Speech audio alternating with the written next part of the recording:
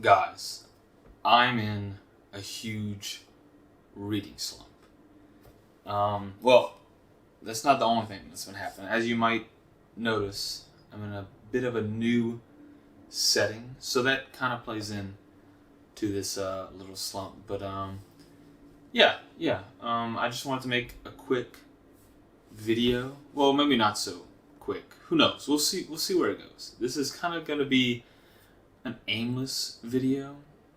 I just kind of wanted to give an update on everything that has been happening over the couple of months, both reading and just setup wise. Also, I apologize for the bare space. I'm figuring it out. Okay, it depends on where everything has to go in a place. Okay, so that's why it's a bit bare right now.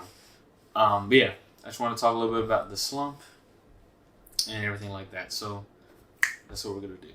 And honestly, what kind of prompted me to do this was I was kind of realizing, since I honestly haven't really read any books at all in like 3 months since I've moved and everything, and it made me realize I'm not even gonna have anything to talk about when I make my yearly top 5 or top 10 books of the year. So I was like, okay, maybe this will give me a bit of motivation. I thought I'd start off by going over what I have been trying to read. So right before everything happened, in the moving, I was reading Malazan, which is huge, and it wasn't that bad. I was actually really enjoying it. You know, not understanding everything, but it's kind of what you get when you start Malazan. I was probably about maybe like 60% in. And that was the last book I was reading before the move happened and everything. And then this was literally the last one. And then once I got everything set up with this new little library, I was like, okay, I can't go back to Malazan. I was just, you know how hard it is to go back to a book that you stopped reading? I don't know if that's just me, but I'm a super mood reader. So then I went back to Night Shadow. Trader's Blade is the first one, in the Great Coats by Sebastian de Castile. And I really love this one, and I thought, okay, it's simple and fun. I could try and read that. Couldn't.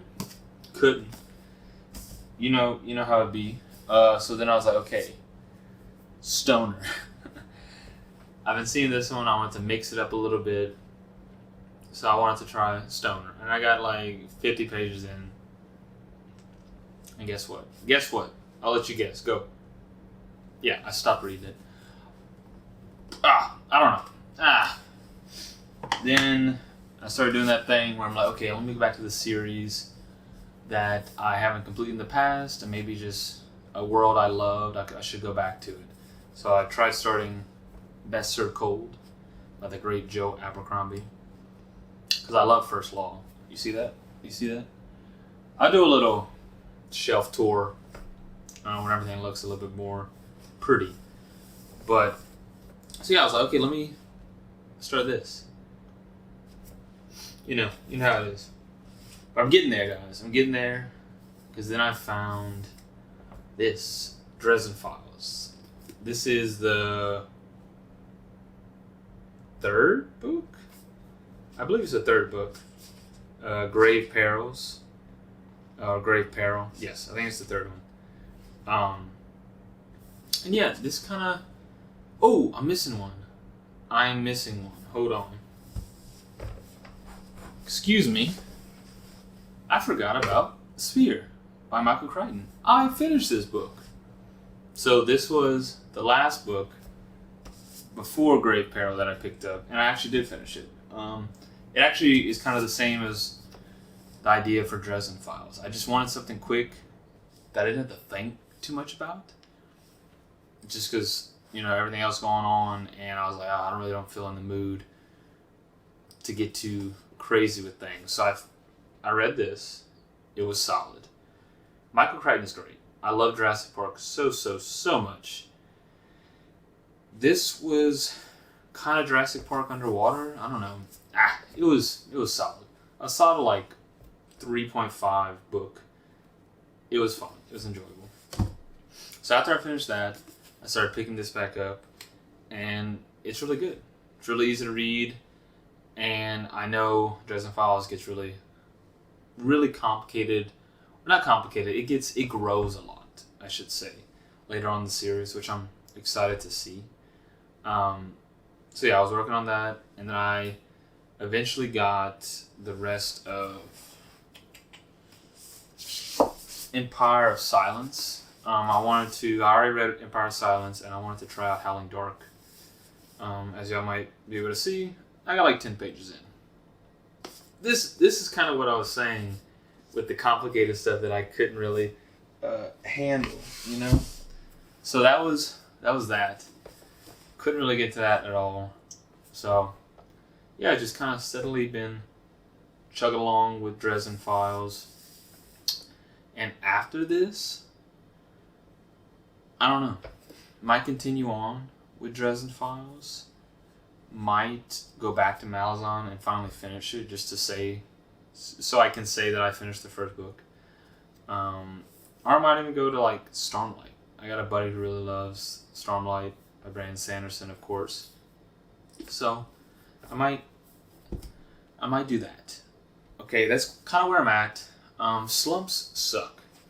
So definitely let me know what you do to get out of a slump. And even let me know your last big slump and why you fell into that. And if you thought it was overall good for your book reading hobby, or if it like really took it out of you. Because me, I found like it's a mixed bag. You know, you never want it to be a chore, of course, but I feel like, at least for me, it kind of has to be a chore for a little bit until I get into a book. For some reason, like the first like 10 to 15 pages of something, it's like so hard for me to really get into it, and then it picks back up if I really enjoy the story. Yeah, if you haven't found out by the little hints, I did move, so that's why everything's different. I could finally have a kind of a nice library. Like I said, I might do a little, shelf tour once everything's kind of set up and fixed a little bit more. Because I do have another shelf that I could show you, which is a little more aesthetic.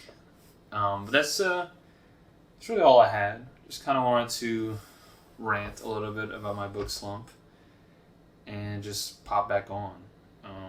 That way, if I do decide to make a top 10 list at the end of the year, it won't be random, okay? Because this video is happening right now.